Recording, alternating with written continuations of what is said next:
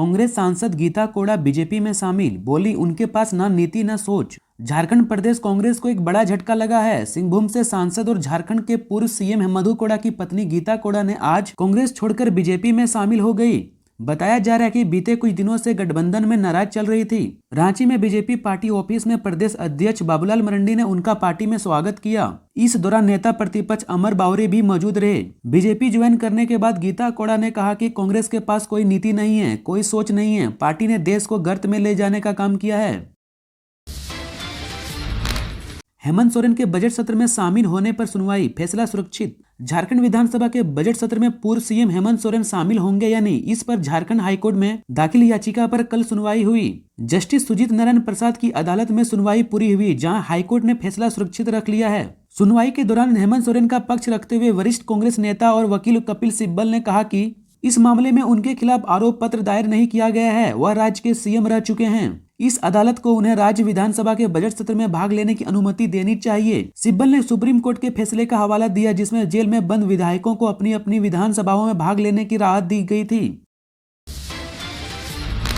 झारखंड विधानसभा में बजट सत्र के दूसरे दिन भी हंगामा। जेएसएससी सीजीएल पेपर लीक की सीबीआई जांच पर अड़ा विपक्ष, आर्थिक सर्वेक्षण रिपोर्ट पेश। झारखंड विधानसभा के बजट सत्र के दूसरे दिन भी हंगामेदार है। दोपहर 2 बजे एक बार फिर से सदन की कार्यवाही शुरू हुई है। सदन में वित्त अनुपूरक बजट की मांग पर चर्चा हो रही है। अनुदान की मांग पर करीब 2 घंटे चर्चा चलेगी। तृतीय अनुपूरक बजट में भाजपा विधायक आनंद ओझा ने कटौती प्रस्ताव पेश किया है। इससे पहले सदन की कार्यवाही 2 बार स्थगित हुई। आज बीजेपी के हंगामे के कारण 12:30 बजे और 2 बजे तक के लिए सदन को स्थगित किया गया।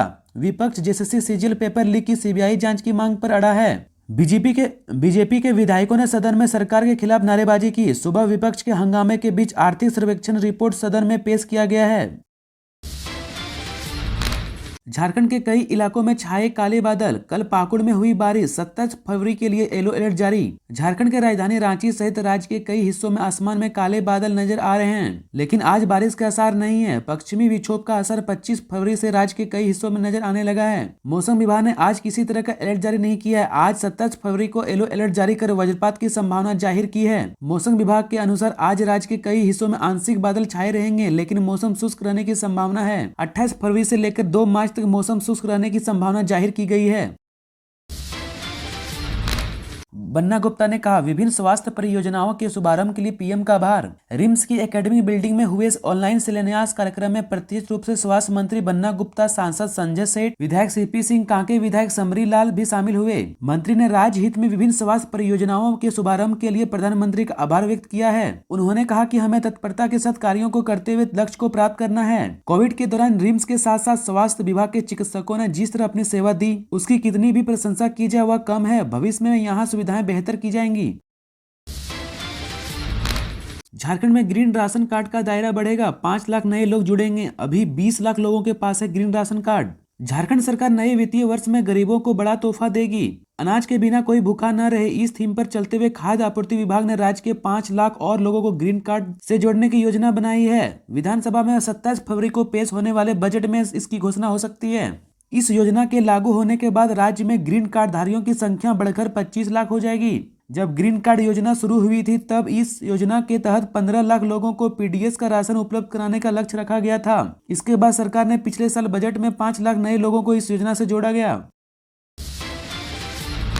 विकसित भारत का विकसित रेलवे 2047, पीएम मोदी ने झारखंड को दी नई सौगातें। लोकसभा के आम चुनाव और झारखंड विधानसभा चुनाव से पहले प्रधानमंत्री नरेंद्र मोदी ने झारखंड को 600 करोड़ रुपए के रेल परियोजनाओं की सौगात दी है। प्रधानमंत्री नरेंद्र मोदी ने सोमवार को विकसित भारत का विकसित रेल 2047 योजना के तहत झारखंड के 18 स्टेशनों के पुनर्विकास की आधारशिला रखी। योजना के तहत झारखंड के 44 रोड, ओवरब्रिज और अंडरपास भी बनेंगे। विकसित भारत का विकसित रेल 2047 योजना के तहत झारखंड रेल मंडल के 44 स्टेशनों का उन्नत होगा। पीएम मोदी ने झारखंड को भारतीय रेल से जुड़ी सौगातें वीडियो कॉन्फ्रेंसिंग के माध्यम से दी।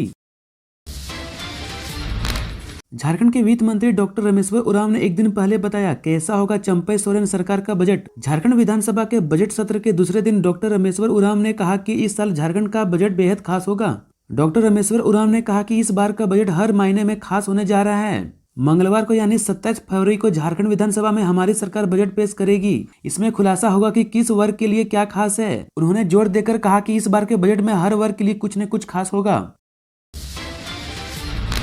विधायक विनोद सिंह बोले, कोडरमा से माले का प्रत्याशी जीता तो सदन में गूंजेगा झारखंड की आवाज। माले ने कोडरमा लोकसभा चुनाव में दावा ठोका है। माले विधायक विनोद सिंह ने कहा कि लाल झंडे का एक भी प्रतिनिधि जीतकर लोकसभा में गया तो झारखंड की सड़कों की आवाज लोकसभा में उठेगी। कोडरमा से माले की जीत हुई तो झारखंडी आवाज गूंजेगी। माले ने कोडरमा लोकसभा के लिए चुनावी अभियान शुरू किया है। जोहार सम्मेलन का आयोजन किया गया। सम्मेलन में विधायक विनोद सिंह ने कहा कि पिछले 10 वर्षों से मोदी सरकार ने युवाओं को ही सबसे ज्यादा छलने का काम किया है। नए रोजगार तो छोड़िए, सभी युवतियों को ठेकेदार में तब्दील कर रोजगार पर ही ताला लगा दिया गया है। पीएम आवास योजना राज्य में बंद है। झारखंड के मध्य विद्यालयों में 3,218 पद प्रधानाध्यापक के सृजित, लेकिन केवल 55 ही हैं स्थायी। राज्य के मध्य विद्यालयों में प्रधानाध्यापक के 3,218 पद सृजित हैं। इनमें से मात्र 55 विद्यालय में स्थायी प्रधानाध्यापक हैं। एक और विद्यालयों में प्रधानाध्यापक नहीं है। वहीं दूसरी ओर शिक्षकों की प्रोन्नति नहीं मिल रही है। उन्होंने कहा कि राज्य के 16 जिलों में एक भी विद्यालय में प्रधानाध्यापक नहीं है। स्कूली शिक्षा एवं साक्षरता विभाग के निर्देश के बाद भी जिला स्तर पर शिक्षकों की प्रोन्नति की प्रक्रिया पूरी नहीं की जा रही है।